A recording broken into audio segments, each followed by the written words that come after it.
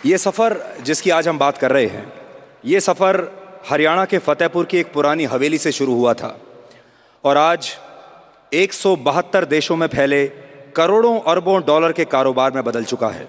वो कारोबार जो दुनिया भर के सैकड़ों करोड़ लोगों को जोड़ता है और उन्हें दुनिया का सबसे बड़ा परिवार बनाता है। ये वो यादगार लम्हे हैं जो एसएल ग्रुप और एसएल परिवार के लिए बेहद ख़ास हैं और ये लम्हे हम एक कविता के रूप में आज आपके साथ बांटना चाहते हैं। ये परिवार बुलंदियों पर कैसे पहुंचा, ये कविता उसके बारे में है और इस कविता के लिए आवाज़ भी एक बहुत ही बुलंद आवाज़ है। नाम बताने की ज़रूरत नहीं है, जब आप कविता सुनेंगे तो आप खुद समझ जाएंगे।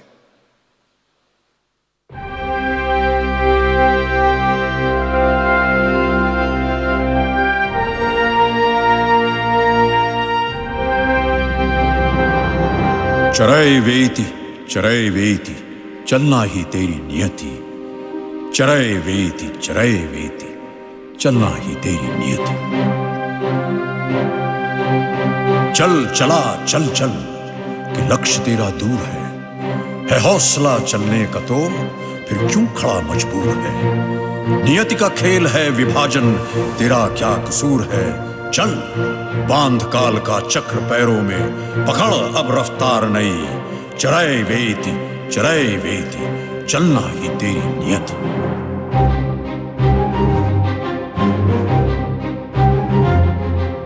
सुन धड़कने बदलते वक्त की, कर कोई तू कोशिश नहीं। आसान नहीं दिलों को जीतना, आजमा ले अब तू राह नई। जमाना रोकेगा तुझे तेरे लक्ष्य से, रुकना नहीं एक पल भी कभी। बिकाऊ नहीं है इस मुल्क की शान, तू कर दे ये ऐलान अभी। चरय वेति चलना ही तेरी नियति।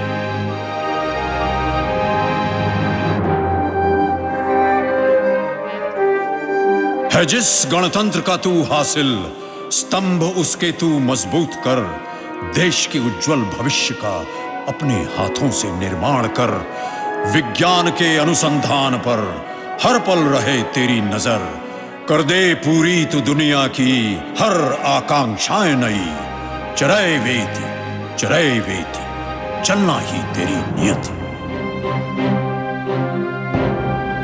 है बुला रहा राष्ट्र तेरा, इसकी तू पुकार सुन। मानवता के कल्याण हेतु सार्थक सी कोई राह चुन। प्रगति की राह प्रशस्त कर, छेड़ दे खुशियों की धुन। नई नस्ल है तैयार तेरी, लेके एक उम्मीद नई। चरय वेति चलना ही तेरी नियति। चरय वेति चलना ही तेरी नियति।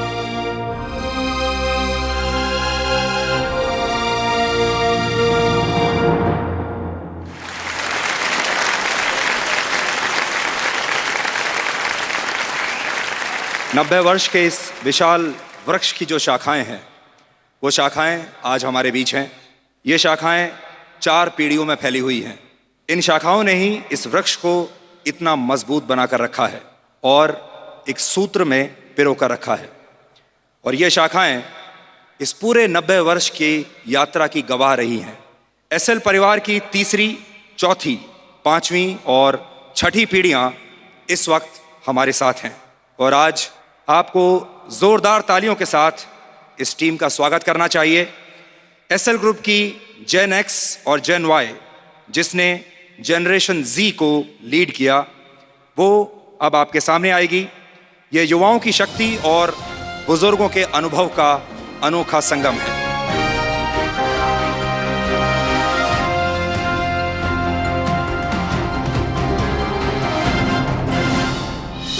सबसे पहले 6ठी पीढ़ी से मिलिए।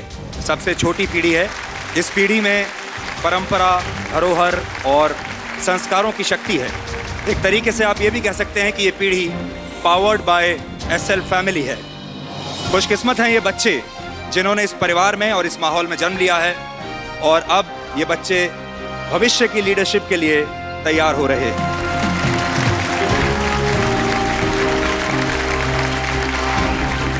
और अब 5वीं पीढ़ी से आपका परिचय कराते हैं।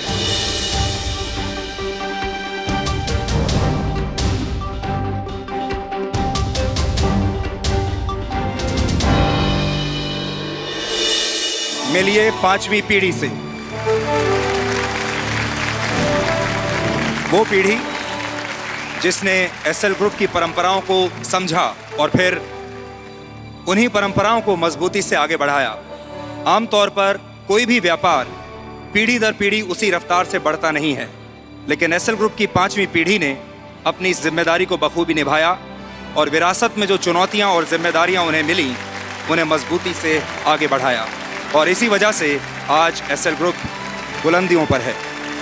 और अब आपका परिचय कराएंगे चौथी पीढ़ी से।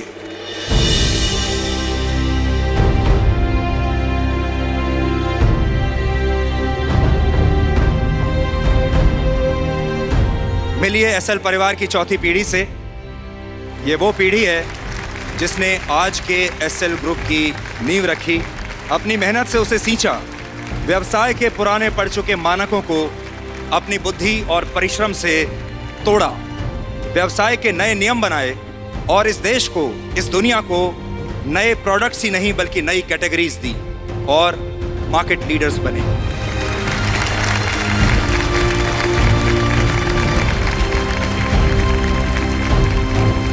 और अब स्वागत कीजिए तीसरी पीढ़ी का। स्वागत कीजिए श्री नंद किशोर गोयनका जी का।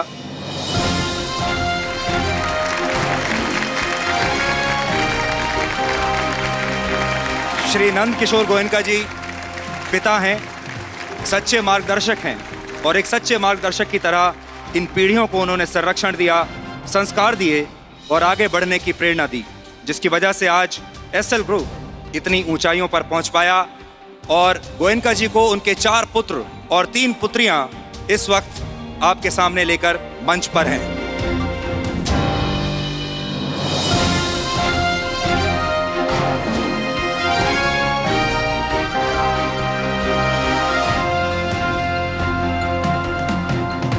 मुझे लगता है इससे खूबसूरत, इससे सुंदर पारिवारिक लम्हा कोई हो नहीं सकता। और जैसा मैं आपसे कह रहा था कि आज की शाम संस्कारों के नाम है, परिवारों के नाम है, परिवार में कितनी शक्ति होती है, उससे देश का परिचय कराने के लिए ये शाम है।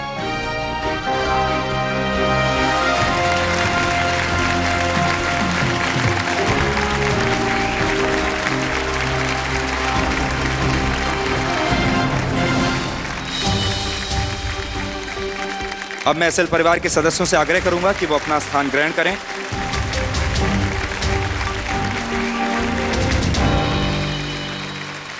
बहुत शानदार शाम है जब आपका परिचय एसएल परिवार से हुआ है। और इससे पहले जो कविता के जरिए हमने आपको एक यात्रा दिखाई, उसमें आपने देखा होगा कि इस परिवार ने नए प्रोडक्ट्स नहीं लॉन्च किए, नई कैटेगरीज लॉन्च की।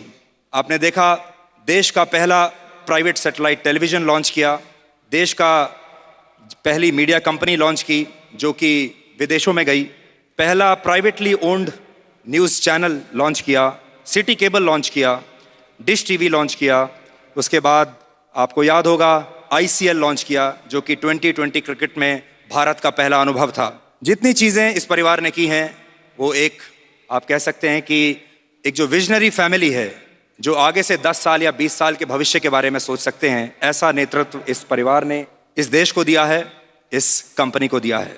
साथ ही आपको बताना चाहूँगा कि आज आपके लिए एक 360 डिग्री व्यू का हमने इंतज़ाम किया है इस स्टेडियम में। जब आप चारों तरफ जो भी तस्वीर यहाँ दिखाई जाएगी, जो भी फिल्म यहाँ दिखाई जाएगी, आप उसे अपने चारों ओर देख पाएंगे। सराउंड साउंड के ज़रिए ध्वनि आप तक पहुँचेगी और 360 डिग्री व्यू आपको मिलेगा। अब मैं डॉक्टर सुभाष चंद्रा से आग्रह करूंगा कि वो आदरणीय राष्ट्रपति श्री प्रणब मुखर्जी, आदरणीय प्रधानमंत्री श्री नरेंद्र मोदी को मंच पर लेकर आएं।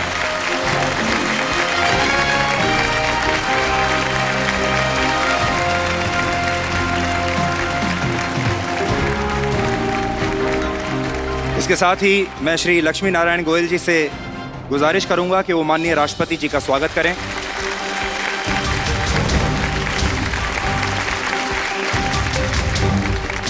मैं श्री जवाहर गोयल जी से आग्रह करूंगा कि वो आदरणीय प्रधानमंत्री जी का मंच पर स्वागत करें। जैसा हम बात कर रहे थे, आज की शाम परिवार और परंपराओं के नाम है। आज से एसएल परिवार एक नए पुरस्कार की घोषणा कर रहा है।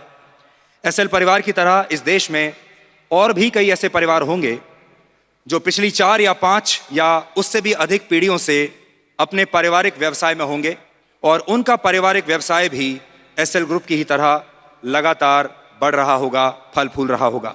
ऐसे परिवारों को प्रोत्साहन देने के लिए इस साल से हम जी फैमिली बिजनेस लेगेसी अवार्ड्स की शुरुआत कर रहे हैं और इस बार के अवार्ड्स के विजेता इस वक्त हमारे बीच हैं और मैं आग्रह करूंगा माननीय राष्ट्रपति जी से कि वो उन विजेताओं को पुरस्कार दें।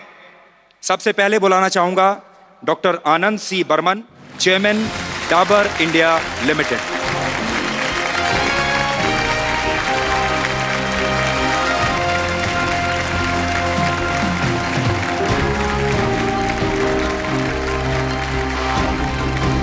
Shri Piyush Ochhavlal, chairman Wagh Bakri tea group.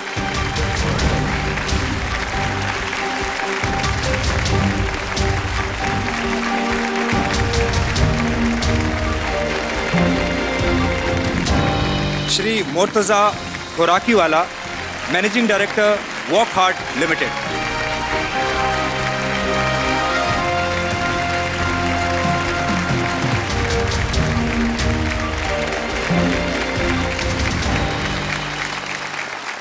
आपने अक्सर सुना होगा हमारे जितने भी उपग्रह होते हैं यानी जो सैटेलाइट्स होते हैं उन्हें PSLV यानी पोलर सैटेलाइट लॉन्च व्हीकल पृथ्वी की कक्षा में पहुंचाता है। PSLV के बारे में अक्सर आप पढ़ते रहते हैं, जब भी इसरो की सफलता की कोई कहानी आती है तो PSLV उसमें ज़रूर होता है।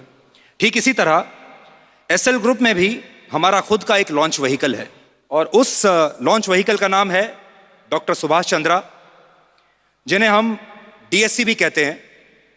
वैसे PSLV की तर्ज पर आप उन्हें DSLV भी कह सकते हैं। जिस तरह PSLV किसी उपग्रह को अंतरिक्ष में पहुंचाता है, ठीक उसी तरह DSC ने भी एसएल ग्रुप को कामयाबी की एक नई ऑर्बिट में पहुंचाया है। एसएल ग्रुप आज जहां है उनके पीछे उन्हीं का विजन है, उन्हीं का रिसर्च एंड डेवलपमेंट है। अब मैं डॉक्टर सुभाष चंद्रा को आमंत्रित करता हूं। वैसे तो वो टेलीविज़न पर हर हफ्ते DSC शो करते हैं जहां वो युवाओं का मार्गदर्शन करते हैं और उन्हें सफलता के फॉर्मूले बताते हैं, लेकिन आज मैं चाहूँगा वो अपनी सफलताओं के बारे में तो बताएं ही, और क्योंकि वो अपनी असफलताओं के बारे में भी बताने से कभी हिचकते नहीं, तो आज वो उनके बारे में भी हमारे साथ शेयर करें। मंच पर आसीन भारत के आदरणीय राष्ट्रपति जी, यशस्वी देश के प्रधानमंत्री श्री नरेंद्र जी मोदी, मेरे पूज्य पिताजी, आज यहाँ उपस्थित भारत सरकार के सभी मान्यगण, मंत्रीगण, मेरे साथी सांसदगण, अलग अलग राज्यों से आए हुए राज्यपाल एवं मुख्यमंत्री जी, भारत एवं राज्य सरकार के सभी वरिष्ठ अधिकारीगण, उद्योग जगत के मेरे मार्गदर्शक साथियों, कला, साहित्य, संस्कृति क्षेत्र से उपस्थित सभी महानुभाव, मीडिया जगत के मेरे प्रिय साथियों, हमारे ग्रुप के 90 वर्ष के उत्सव में पूर्ण होने पर आए सभी धर्माचार्यों को मेरा और मेरे परिवार की ओर से सादर प्रणाम, चरण वंदना। एसएल ग्रुप को बढ़ाने में जो लगे सभी एसएलाइट्स, मेरे परिवार के बुजुर्गों, माताओं, बहनों, भाइयों एवं अगली पीढ़ी के युवकों, आप सभी को अभिनंदन, प्रणाम एवं शुभेच्छा। आज मुझे इस बात का आभास है कि महामहिम राष्ट्रपति की कितनी व्यस्तताएं हैं, लेकिन फिर भी उन्होंने आज हमको आशीर्वाद देने के लिए आना स्वीकार किया। इस सब के लिए हम अभिनंदन करते हैं, आपका अभिवादन करते हैं। मैंने 1980 से लेकर अब तक लगभग देश के सभी प्रधानमंत्रियों से किसी न किसी कारणवश संपर्क में आया और रहा, परंतु आपके कार्यभार संभालने से पहले दिल्ली में यदि किसी 5 सितारा होटल में आप बैठें और 1 घंटा में यदि आपको 20 लोग मिलें तो उसमें से हर चौथा पांचवा व्यक्ति ये कहता था पहले कि मैं प्रधानमंत्री जी से आधा घंटा मिल के आया हूँ या उनसे अभी बात करके आया हूँ। इस प्रकार का माहौल इस दिल्ली शहर में था। लेकिन विचित्र बात आज ये है कि आज हर दूसरा व्यक्ति कहता है कि मैं मोदी जी के संपर्क में हूँ। मुझे नहीं पता कि सच्चाई क्या है। कोई मंत्र कभी आपसे सीखने को मिलेगा तो कुछ सीखेंगे, कैसे इतने बड़े लोगों को आप कैसे संपर्क में रख सकते हैं या रख रहे हैं। लेकिन मुझ जैसे व्यक्ति को कभी कभी मन में आशंका और ये होती है कि मैं आपको फ़ोन भी ना करूं, क्योंकि जो व्यक्ति 14 से 16 घंटे काम करता हो और केवल देश की और समाज की हित की बात करता हो और एक सेवक की तरह से लगा हो, तो मुझे लगता है कि क्यों हम उनके 2-3 मिनट भी फ़ोन पर लें। पर आज आपने एसएल समूह एवं मेरे परिवार के कार्यक्रम में आए और जब मैंने आपसे रिक्वेस्ट की तो आपने बहुत प्यार से इसे स्वीकार किया और इसके लिए मैं आपका हृदय से अभिनंदन करता हूं और साथ में देशवासियों से प्रार्थना मांगता हूं कि मैंने उनका समय छीना। आज बात भले ही मैं आपसे कर रहा हूं, लेकिन इसके पीछे आवाज़ हमारे साथ काम करने वाले 40,000 एसएलाइट्स की है। 172 देशों में फैले हमारे 120 करोड़ दर्शक और भारत में अलग अलग सेवाओं हमारे ग्रुप से लेने वाले 5 करोड़ ग्राहक और B2B सेगमेंट में सैकड़ों क्लाइंट संस्थान, 6.5 लाख शेयर होल्डर और देश विदेश के सब शुभचिंतकों की आवाज़ है। पूज्य स्वामी अवधेशानंद जी ने अपने प्रवचन में हमको आशीर्वाद दिया, उसके लिए उनका मैं बहुत आभारी हूँ। और स्मृति जी ने भी जो हमको अच्छे वचन, अच्छे बात हमारे लिए किए, उनका भी मैं आभारी हूँ। बहुत बार बहुत लोगों ने आश्चर्य व्यक्त किया कि हम तो सोचते थे कि एसएल ग्रुप 30 या 40 वर्ष पुराना ही केवल है, लेकिन मैं ये कहना चाहूँगा कि ये तो हो सकता है कि व्यापार में उतार चढ़ाव आते रहते हैं और जब मेरी पीढ़ी ने इस की बागडोर संभाली, इस संस्था की कमान संभाली, तब हम आर्थिक दृष्टि से बहुत धरातल पर थे, पर सबके आशीर्वाद से हम आज सामाजिक एवं व्यावसायिक दृष्टि से इस ऊंचाइयों पर पहुँचे हैं। तो मैं ये भी कहना चाहूँगा कि आज उसमें हमारी मेहनत के अलावा यहाँ पर सभी आप जो उपस्थित साथी हैं और कई लोग नहीं आ सके हैं, उन्होंने भी हमारा बहुत सहयोग दिया। मैं और मेरा परिवार आपका हृदय से अभिनंदन और आभार व्यक्त करते हैं। इस समय में जब आपसे बात कर रहा हूँ, आपने देखा कि हमारी 5वीं पीढ़ी इस काम को संभाल रही है और जो मेरी 4थी पीढ़ी जिसने काम किया हमसे ज़्यादा अच्छी तरीके से और ज़्यादा और उसमें गति लाते हुए आगे बढ़ा रही है। और मुझे विश्वास है कि अगली 6ठी पीढ़ी भी यदि हम ठीक से उनको संस्कार देकर तैयार कर सके तो वो निश्चित रूप से इसको आगे बढ़ाएगी।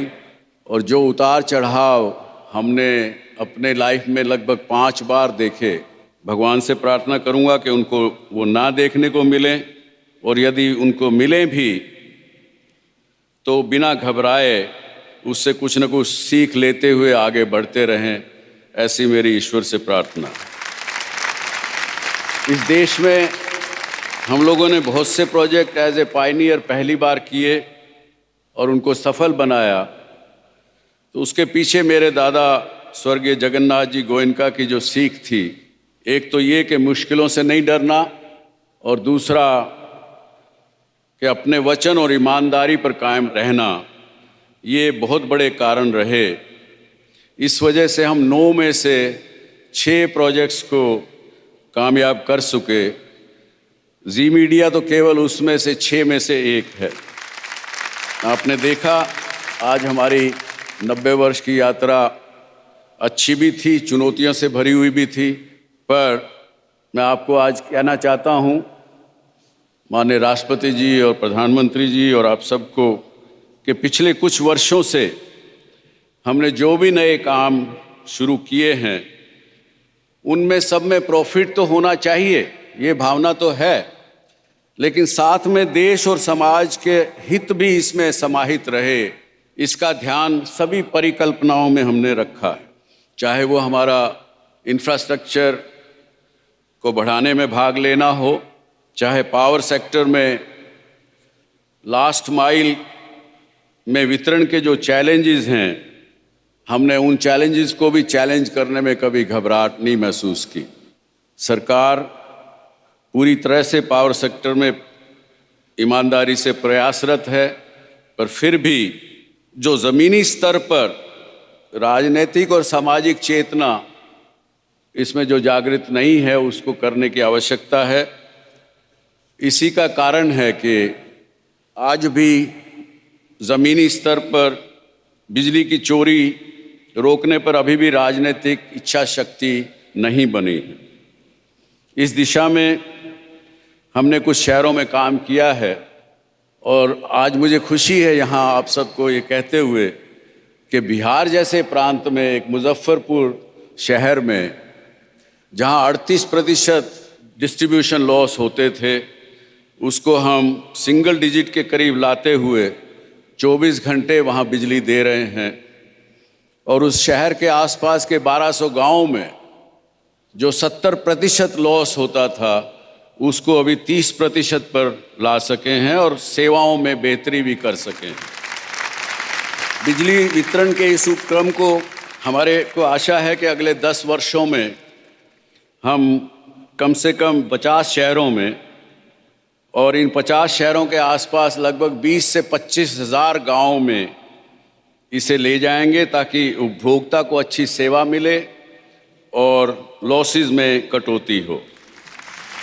आने वाले समय में हम सबको विदित है कि पानी एक बड़ी समस्या बनने वाला है, देश में नहीं पूरे विश्व में। इसको हमने एक चैलेंज के रूप में स्वीकार किया। महाराष्ट्र के औरंगाबाद शहर में हम 18 से 24 महीनों में ना कि 24 घंटे पानी दे सकेंगे, पर बिना किसी कंज्यूमर को ऊपर बर्डन डाले दे सकेंगे। पर आज अभी एक ही और दूसरा शहर है जहां नागपुर, जहां नितिन जी गडकरी ने अपनी मेहनत से, सतत प्रयास से ये संभव कर पाए हैं। और अगर पानी का हमारा ये एक्सपेरिमेंट कामयाब हुआ तो मुझे विश्वास है कि देश के और भी शहर अपने यहाँ ऐसी योजना को कारगर साबित कर सकेंगे। चौथा विषय, हमारे देश में म्युनिसिपल सॉलिड वेस्ट एक बड़ा चिंता का विषय बना हुआ था।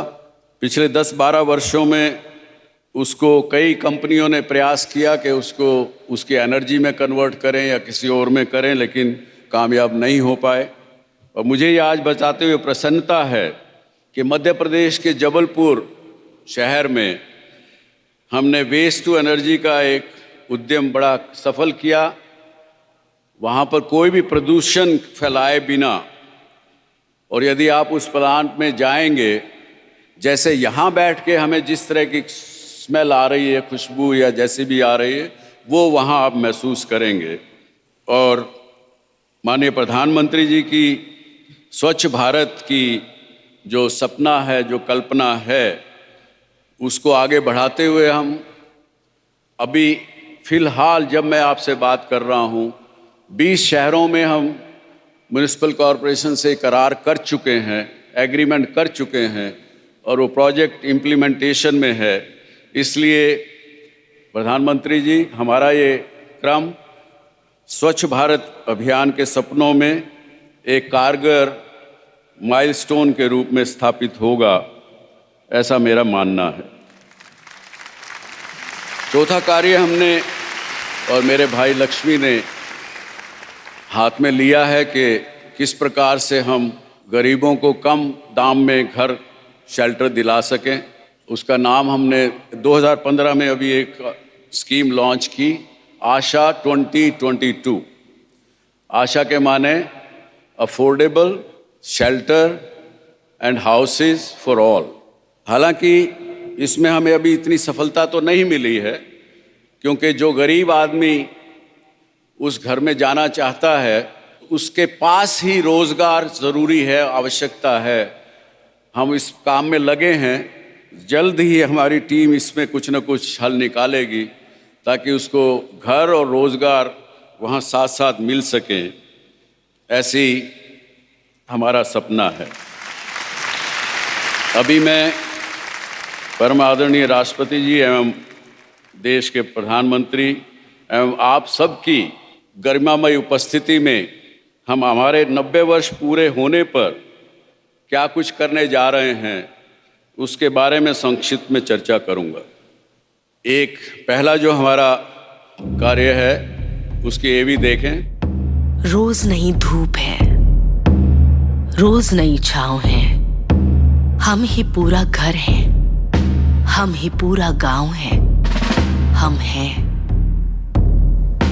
हिम्मत की मिट्टी से हमारे आंगन पटे हैं, तुसी ओथे असी एथे मोर्चे पे डटे हैं, हम हैं। कभी मुन्नी की बेस्ट फ्रेंड, कभी अम्मा की दवा है, तम तिरंगा हो लहराता हुआ, हम हवा हैं, हम हैं। सुकून है, हम सूखे में बरसात हैं, हर कीमत पर हर हालात में हम तैनात हैं, हम हैं।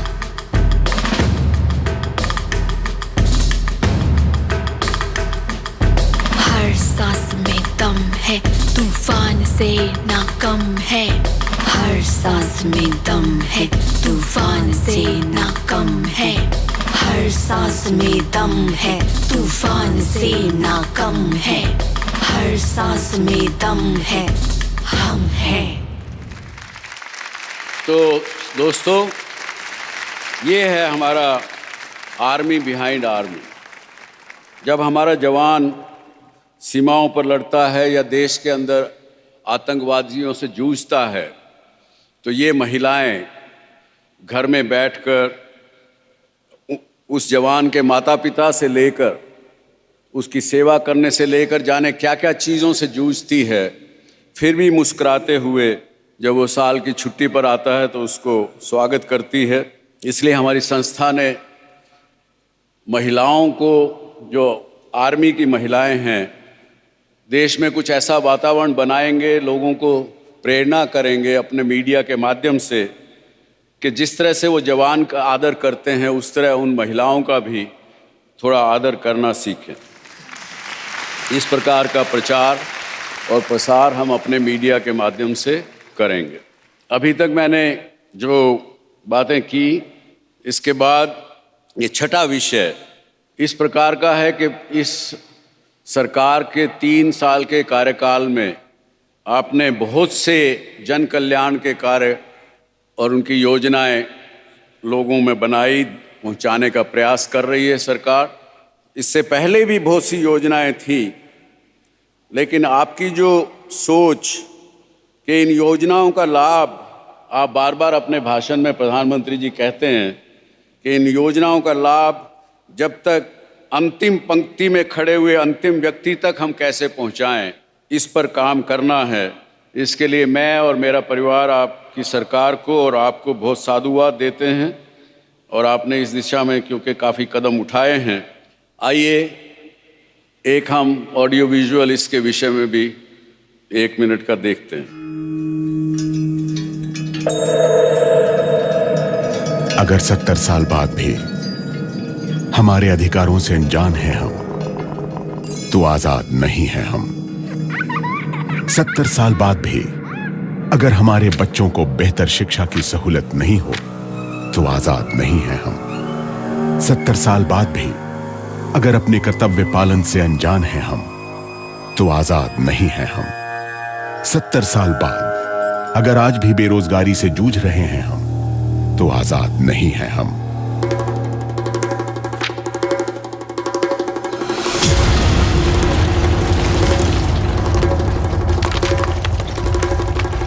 लेकिन अब वक्त आ गया है इस अज्ञानता को पीछे छोड़ने का, कर्तव्य निभाने का, अधिकारों से परिचित होने का, पूर्ण स्वराज पाने का, क्योंकि पूर्ण स्वराज हक है हमारा। अगर आप में है कर्तव्य निभाने की ऊर्जा, हक पाने की चाह, तो सारथी बनेगा आपका मार्गदर्शक और दिखाएगा सही राह। सारथी, एक जन सशक्तिकरण अभियान, जी मीडिया की पहल। अपने कर्तव्य और अधिकार जानने एवं पाने के लिए 72 780 72 784 पर मिस्ड कॉल कीजिए। हम आपके सारथी बनेंगे।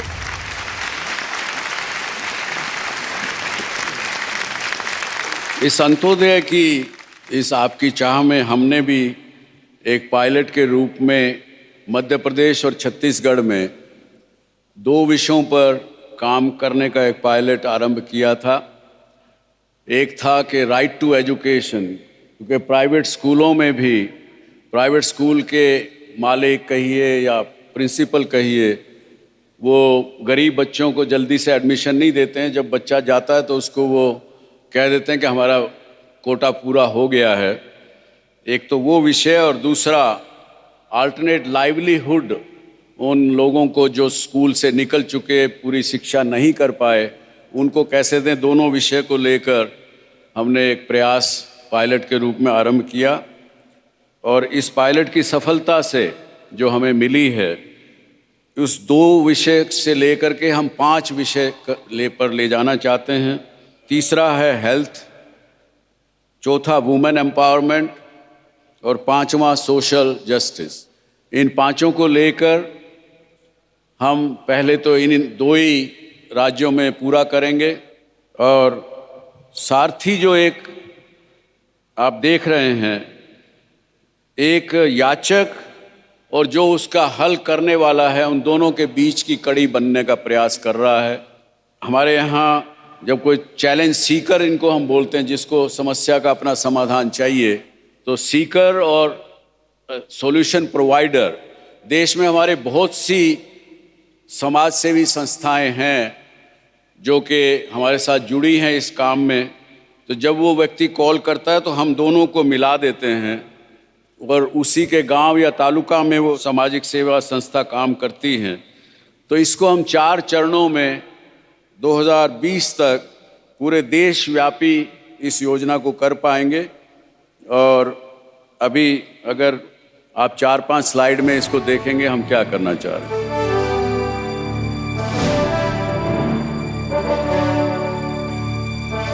ये एक पहला मौलिक प्रयास या पायनियरिंग एफर्ट हम लोग के इस देश में एक मीडिया कंपनी पहली बार कर रही है। मैं अभी चाहूँगा कि जी मीडिया की टीम, निताशा अग्रवाल, महराज और इरविन एक संस्था है जिनके राजीव और प्रभा, इन्होंने रातों दिन काम किया, वो यहाँ आए और माननीय प्रधानमंत्री जी से इस योजना का बटन दबवाकर इसका विधिवत उद्घाटन कराएं और देश को समर्पित करें।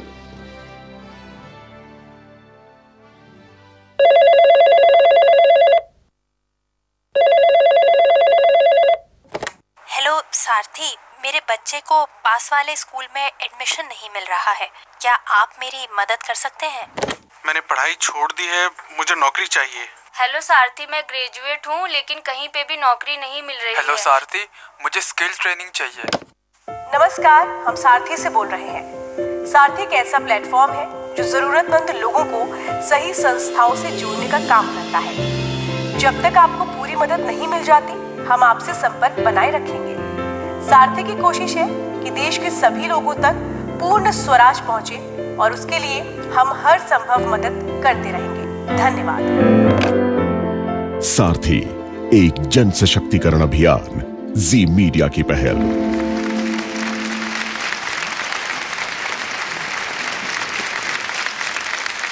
धन्यवाद। आज हम वियोन नाम के एक टीवी स्टेशन की औपचारिक रूप से देश को समर्पित करेंगे।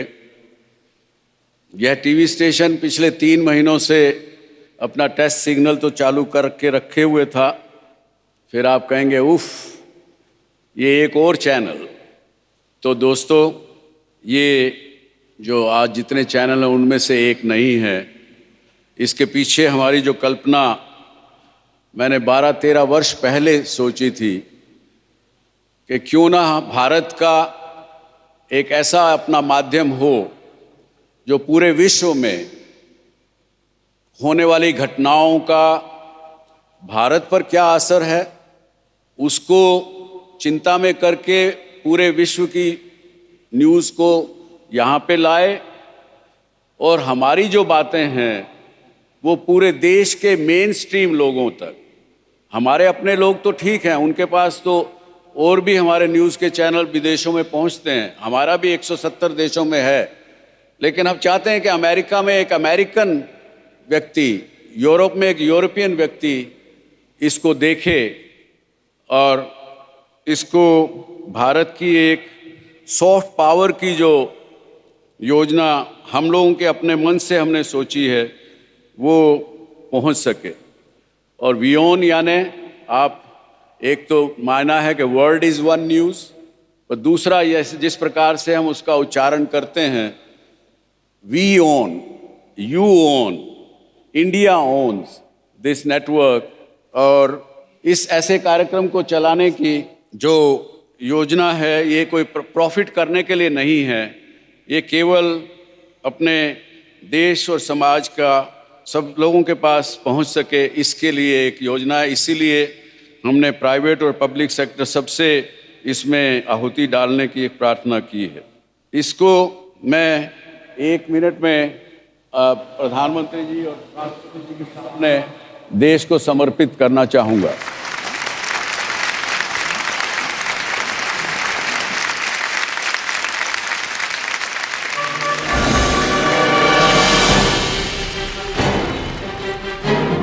For years now, news is what the foreign networks brought to your drawing rooms.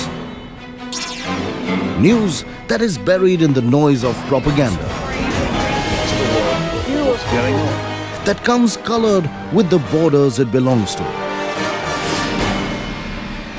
And so it was time that a global voice from India to take center stage.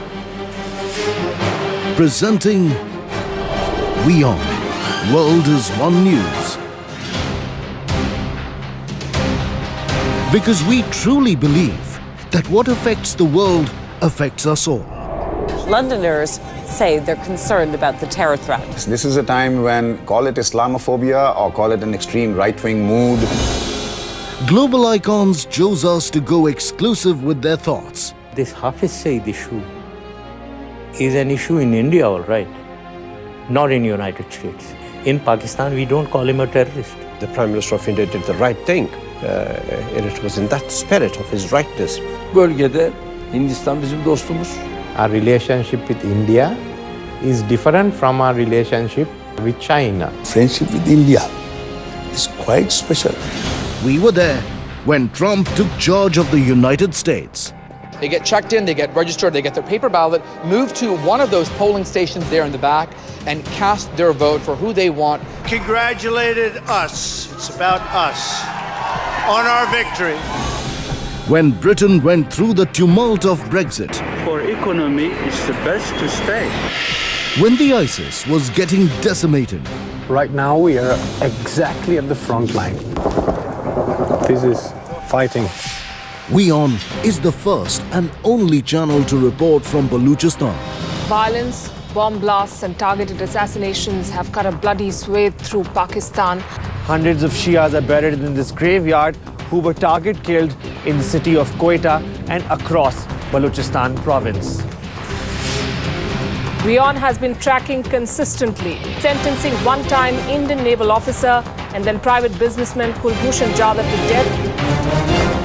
India has welcomed the International Court of Justice order asking Pakistan to put on hold the execution of Indian national Kulbhushan Jadhav. Oh my God! WION brought you ground reports from the Kashmir turmoil. I told you to turn around! Why did you turn around? This the Talibanization. हम क्या चाहते हैं? This is nonsense. That what? I don't understand how long will this continue. God does not change the condition of a people until they change what is inside themselves. WION brought you the French presidential elections from the ground. As France goes to the polls, WION gives you continuous coverage of the French presidential elections. And the entire planet joined hands for conservation. For a discussion of the challenges our planet faces and the opportunities that exist to save it during 24 hours of reality, The Road Forward, on WION, World is One News. Some finest international minds share their views on our shows. Every individual is equal to find his own truth. North Korea has the nuclear capability. WikiLeaks is always targeting the United States. Russian interference in U.S. elections. The second term of Mr. Obama was disastrous. WION, the go-to channel for the global voice of India. In Dhaka, WION, London. from Islamabad, from Erbil, Iraq. Because the world gets a voice when India talks.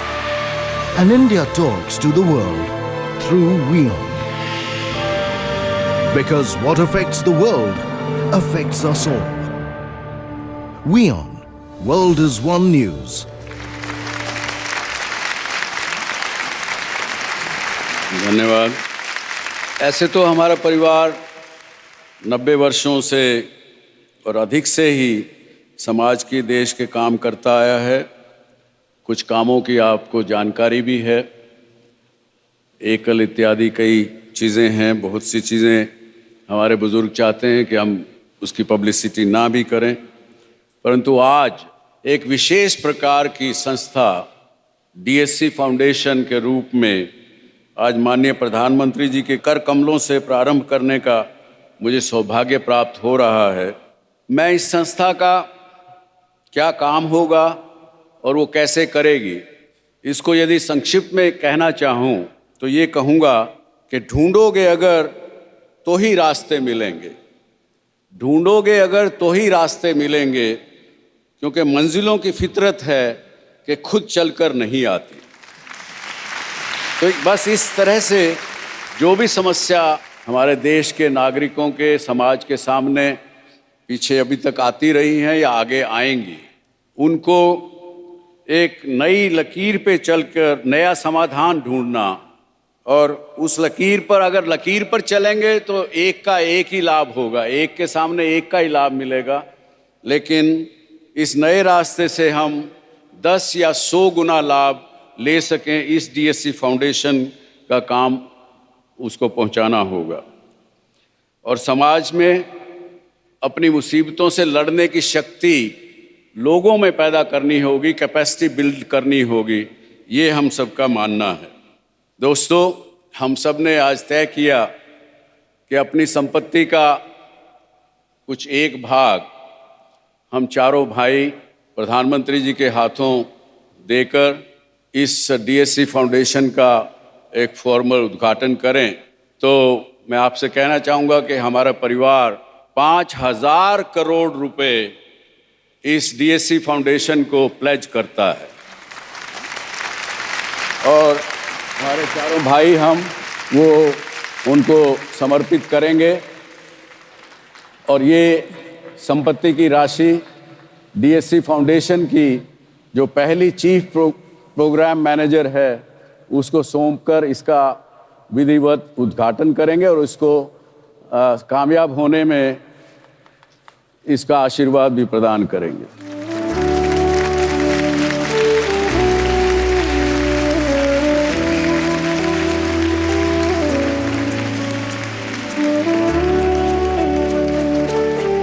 Shweta अपरमाया,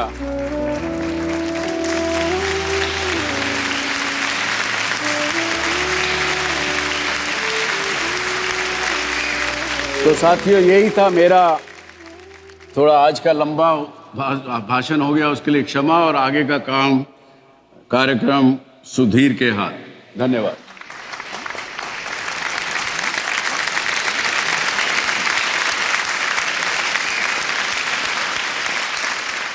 अब मैं देश के प्रधानमंत्री श्री नरेंद्र मोदी से आग्रह करूंगा कि वो हम सबको संबोधित करें। मोदी जी ने पूरी दुनिया के सामने ये उदाहरण पेश किया है कि अगर कोई लक्ष्य साध लें और परिश्रम करें तो फिर वो अभूतपूर्व ऊंचाइयों तक पहुंच जाता है। आदरणीय राष्ट्रपति महोदय जी, 90 साल की इस यात्रा के केंद्र बिंदु परिवार के मुखिया श्रीमान नंद किशोर जी,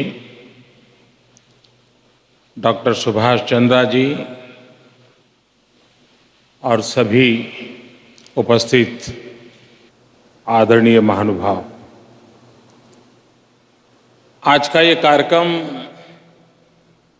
एसएल परिवार से संबंधित जरूर है, लेकिन अपने आप में एक भारतीय परंपरा की मिसाल भी है।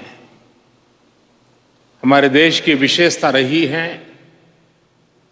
कि पीढ़ी दर पीढ़ी परिवार अपनी संस्कारिता को लेकर के, अपने सामर्थ्य को लेकर के कुछ न कुछ जोड़ते चले जाना, विस्तार करते जाना और कुछ देते चले जाना। और हमारे देश में उस उज्जवल परंपरा को आज हम भली भांति अपनी आंखों के सामने देख पा रहे हैं। विश्व के लिए बहुत बड़ा अजूबा है कि ऐसी भी कोई समाज रचना हो सकती है क्या। भारत की दुनिया को सबसे बड़ी जो देन है, सामाजिक जीवन की हमारी सबसे बड़ी देन है पारिवारिक व्यवस्था। आज भी दुनिया में आधुनिक से आधुनिक देशों में भी चुनाव में, मैनिफेस्टो में हम फैमिली वैल्यूज रिवाइव करेंगे, ये चुनाव के मैनिफेस्टो का एजेंडा रखा जाता है। हम भाग्यवान हैं कि हमारे पूर्वजों ने एक ऐसी व्यवस्था विकसित की, परिवार एक ऐसी मजबूत इंस्टीट्यूशन हमें दी और जिसने खुद को तो ताकतवर बनाया, लेकिन समाज की ताकत की एक मजबूत कड़ी भी बनाया। 90 वर्ष की यात्रा आर्थिक विकास की यात्रा से ज्यादा जुड़ी हुई है और मैं इस परिवार से बहुत सालों से जुड़ा हुआ हूं। नंद किशोर जी के आग्रह पर रोटी खाने उनके घर चले जाना सालों पहले, तब से मेरा नाता इस परिवार से रहा है।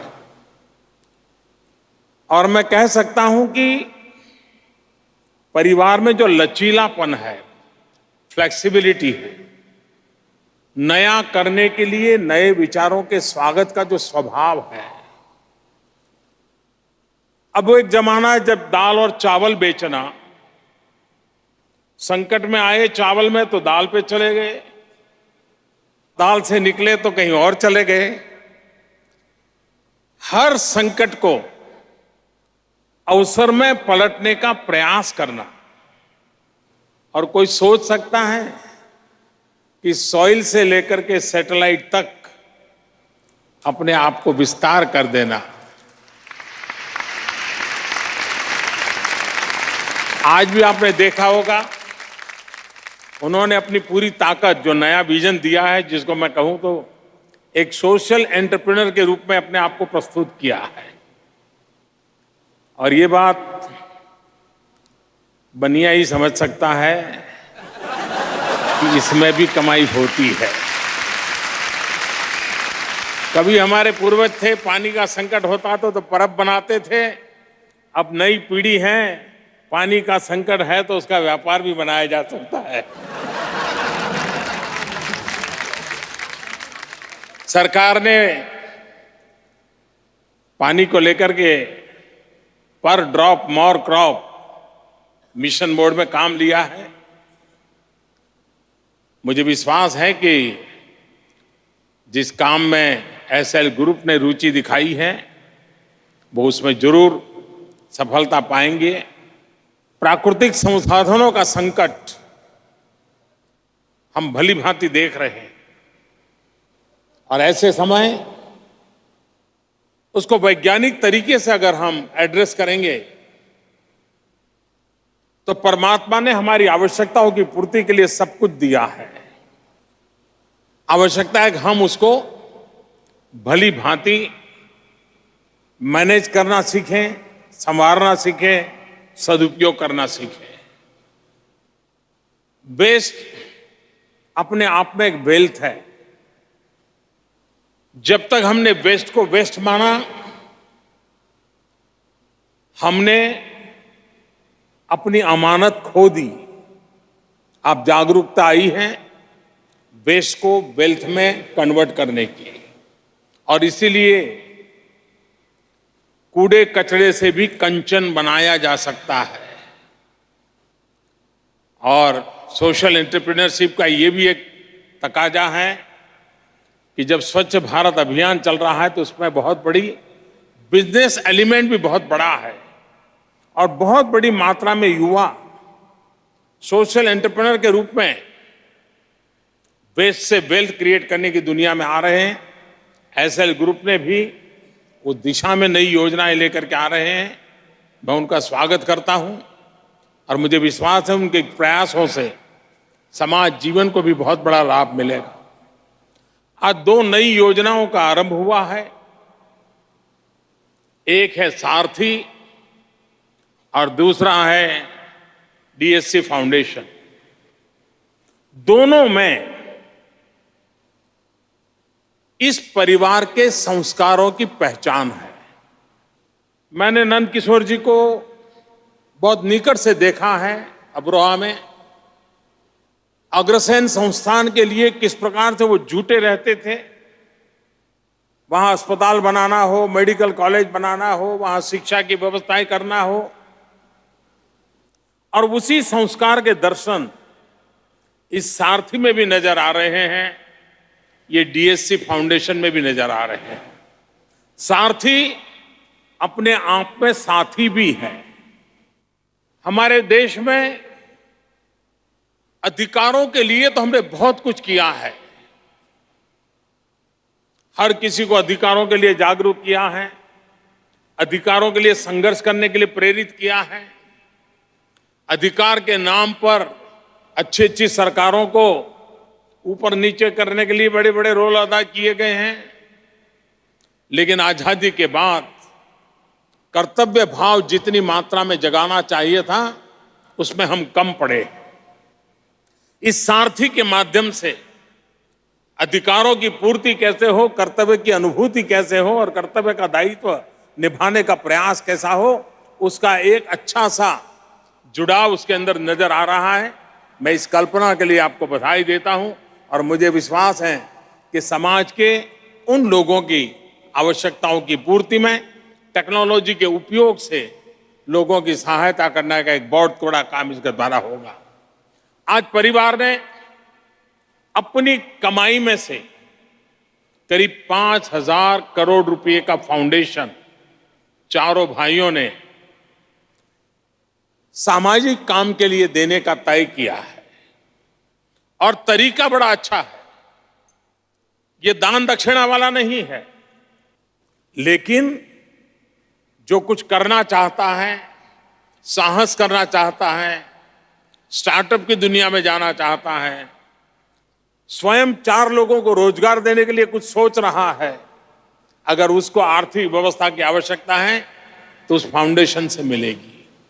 और फाउंडेशन ये नहीं कहता है कि तुम मुझे पैसे वापस दो। फाउंडेशन ये कहता है कि तुम्हारी ये जिम्मेवारी होगी कि आज जो तुम पैसे ले जा रहे हो, 20 साल के बाद, 25 साल के बाद कोई जरूरतमंद तुम्हें नजर आए तो ब्याज समेत जितनी रकम होती है किसी और के लिए काम लगा देना हमारे लिए अपने आप में बहुत बड़ा काम हो जाएगा। मैं समझता हूं एक ऐसी चेन खड़ी करेगा, एक ऐसी चेन बनाएगा जो रोजगार पैदा करने वाली एक पूरी नई पीढ़ी तैयार कर देगा। जॉब सीकर नहीं, जॉब क्रिएटर का एक बहुत बड़ा सामाजिक एक रचना का दायरा बनेगा। और इस काम के लिए भी मैं सुभाष जी की कल्पना, उन चारों भाइयों को और नंद किशोर जी के आशीर्वाद को आज प्रणाम करता हूं, बधाई देता हूं। सुभाष जी ने हल्के फुल्के में एक शब्द प्रयोग किया, शायद लोगों ने रजिस्टर नहीं किया होगा, और मैंने देखा है कि सुभाष जी इस बात को ज्यादा बोलते नहीं हैं, उन्होंने एकल विद्यालय की बात कही। बहुत कम लोगों को मालूम होगा, लक्ष्मी जी तो काफी समय भी देते हैं उसमें। देश के दूर सुदूर क्षेत्रों में, खास करके आदिवासी बच्चों में, वन टीचर वन स्कूल, एकल विद्यालय, 42,000 यूनिट चल रहे हैं। इसमें बहुत बड़ा योगदान समय का भी इस परिवार की तरफ से मिलता है। और मैंने लक्ष्मी को तो बड़े आग्रह से कहा हुआ है कि 2022 जब आजादी के 75 साल होंगे, हमने 42,000 को 1 लाख तक पहुंचाना है। और वो लगातार मुझे बताते रहते हैं कि मैं इसमें लगा हूं, मैं करके रहूंगा। मैं भी आप सबसे आग्रह करूंगा, 2022 भारत की आजादी के 75 साल है। हम अभी से संकल्प करें, हम देश के लिए कुछ न कुछ आने वाले 5 साल के लिए संकल्प लेकर के शुरुआत करें। 2022 में जब आजादी के 75 साल मनाएंगे, तब हम भी इस देश को आगे ले जाने में कुछ न कुछ किया होगा, इस संतोष की अनुभूति करेंगे। मैं फिर एक बार एसएल परिवार को, नंद किशोर जी को और परिवार की सभी पीढ़ियों को हृदय से बहुत बहुत शुभकामनाएं देता हूं। बहुत बहुत धन्यवाद।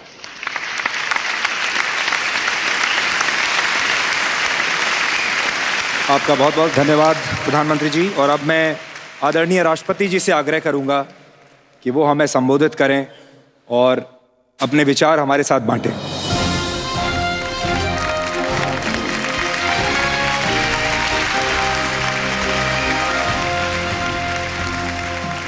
Good evening, Honorable Prime Minister Sri Narendra Modi, Dr. Subhash Chandra, Sri Ashok Goel, Swami Avadeshananda ji, Sri Nand Kishore Goel, distinguished guests, ladies and gentlemen.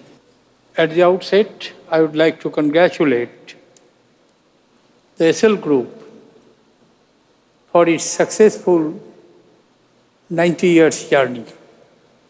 And I appreciate the adjective young at 90. You should be young at 90, and you should continue your youth in energy, in vision, in looking at new dimensions of the job in which you are engaged in. When you had a modest beginning 90 years ago, situation both in India and world were just some sort of calmness before the storm began. Over these 90 years, you have witnessed how world has changed, perhaps with faster speed than past 900 years.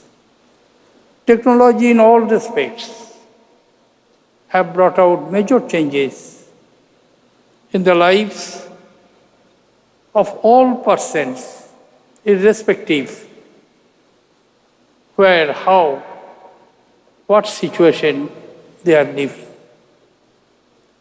Technology always has a disruptive impact, and a society akin to it, ready to accept the challenges, can succeed and effectively utilize the technology. I congratulate you, Mr. Goel, and all your colleagues for the visions you have for the next 90 years or even so more. And the new programs which you have launched are most appropriate. Truly, world is one today, and world is in one news. To conceptualize this idea and to implement it through your networking, which has a very wide spread, I understand a large number of countries, about 120 crore viewers all over the world, and no doubt it will multiply more in the coming years. And surely if you maintain the objectivity, which is essential in the media, news is one, views may be different, but truthfulness, accuracy of the news is expected. Views may differ, but not the facts. Today, to my mind, it is not very healthy development. To some extent, to be anti-establishment is the fashion of the day. But one need not think that simply being anti-establishment is making a positive contribution to the society. A lot of positive things are taking place in our day-to-day life.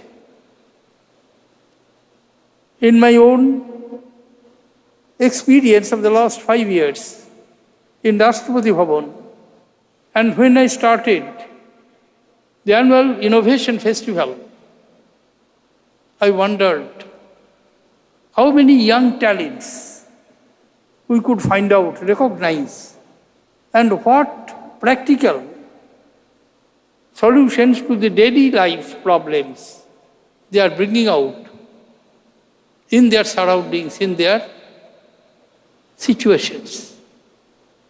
These are the positivities in the society, which I feel media must take note of it. If any individual institution has the most tremendous impact on the life of individuals and society, both, is the media. And today's the information technology revolution, which I first described as disruptive, but thanks, we have been able to, thanks to our ingenuity, our capacity to conceptualize and implement, we have withstood the disruption of the technological aspects, absorbed it and advanced it. The reach of you and other media today is encouraging. You have completed 90 years. Shortly,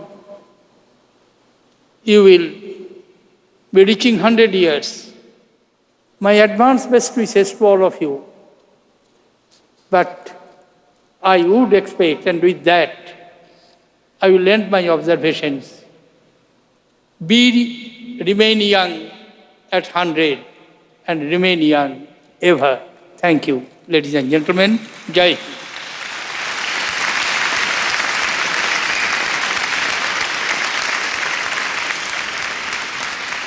वैसे तो कार्यक्रम के अंत में vote of thanks कहा जाता है, लेकिन मैं श्री नंद किशोर गोयनका जी से आग्रह करना चाहूँगा कि वो वोट ऑफ थैंक्स नहीं बल्कि एक आशीर्वाद भाषण हम लोगों के लिए करें।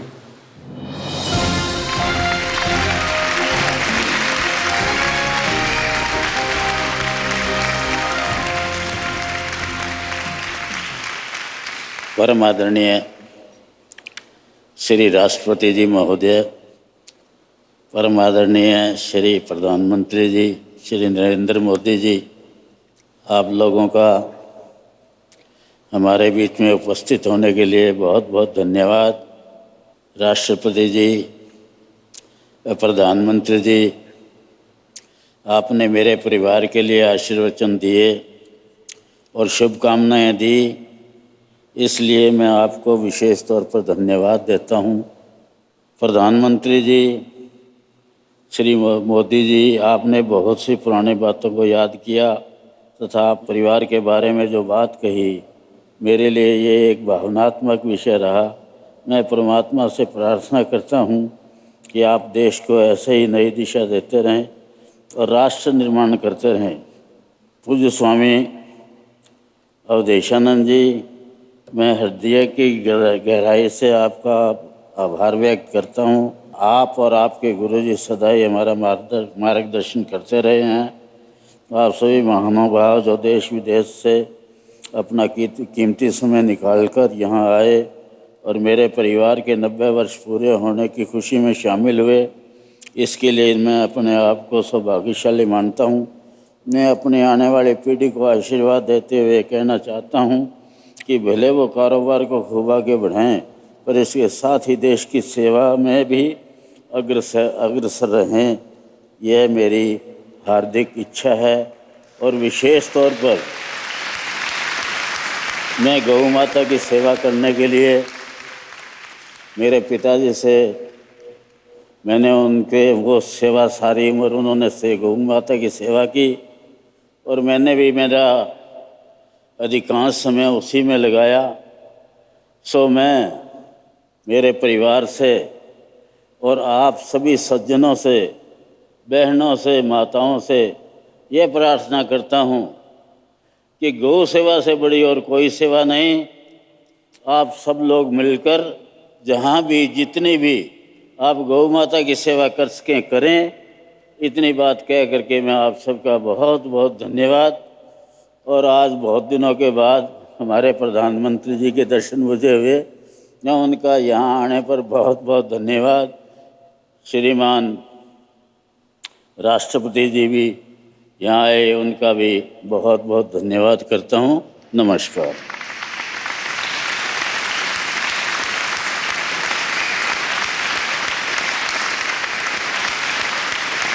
आपका बहुत बहुत धन्यवाद गोयनका जी।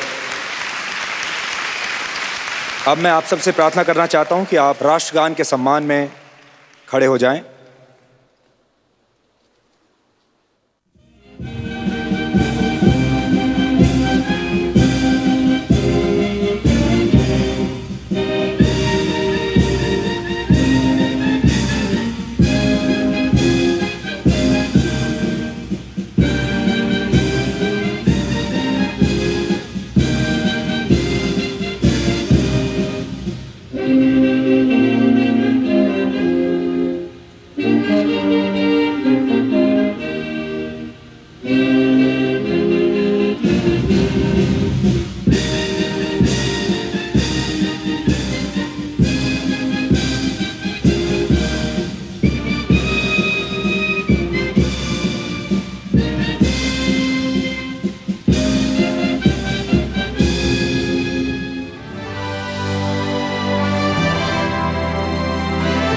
आदरणीय राष्ट्रपति प्रणब मुखर्जी जी, आदरणीय प्रधानमंत्री नरेंद्र मोदी जी, आपको बहुत बहुत धन्यवाद देते हैं हम सब लोग। आपने इस खास मौके के लिए इतना समय निकाला, आप हमारे बीच इतनी देर तक रहे। एसएल परिवार को, हम सबको आपने इतना प्रोत्साहन दिया, हमें नई ऊर्जा दी। आपका बहुत बहुत शुक्रिया।